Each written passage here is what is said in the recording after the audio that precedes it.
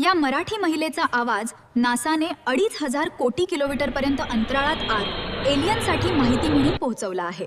1977 मध्ये गॅरी नावाच्या शास्त्रज्ञाला असे दिसून आले की दर 175 वर्षांनी गुरु, शनी, युरेन्स आणि नेपच्यून्स एका सरळ रेषेत येतात.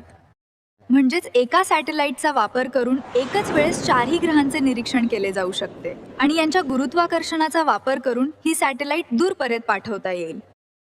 या यानाचे कार्य होते की गुरु व शनी ग्रहाची माहिती गोळा करायची, ती पृथ्वीवर पाठवायची आणि आपल्या सोलर सिस्टीमच्या बाहेर निघून जायचे. या मोहिमेला व्हॉयजर 1 असे नाव देण्यात आले आणि 5 सप्टेंबर 1977 ही मोहीम प्रक्षेपित करण्यात आली. या यानाला ऊर्जा मिळण्यासाठी प्लुटोनियम 238 न्यूक्लिअर जनरेटर बसवण्यात आले.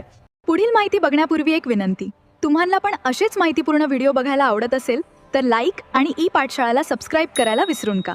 हे यान 1979 मध्ये गुरु ग्रहाजवळ पोहोचले आणि त्या ग्रहावरील सतत सुरू असलेल्या वादळाचे फोटो पृथ्वीवर पाठवले.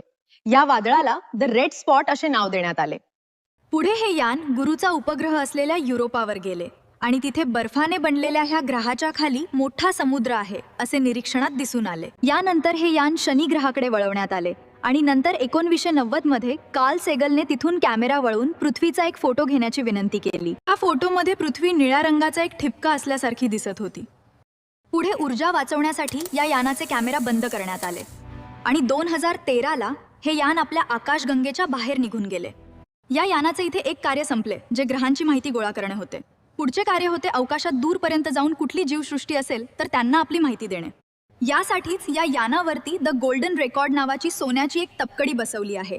यामध्ये विविध प्रकारचे आवाज रेकॉर्ड केलेले आहेत. जगभरातील 55 भाषांमध्ये शुभ संदेश आहेत आणि मराठीसह 10 भारतीय भाषांचा समावेश आहे. याच आवाजापैकी एक आवाज केसरबाई केरकर यांचा होता.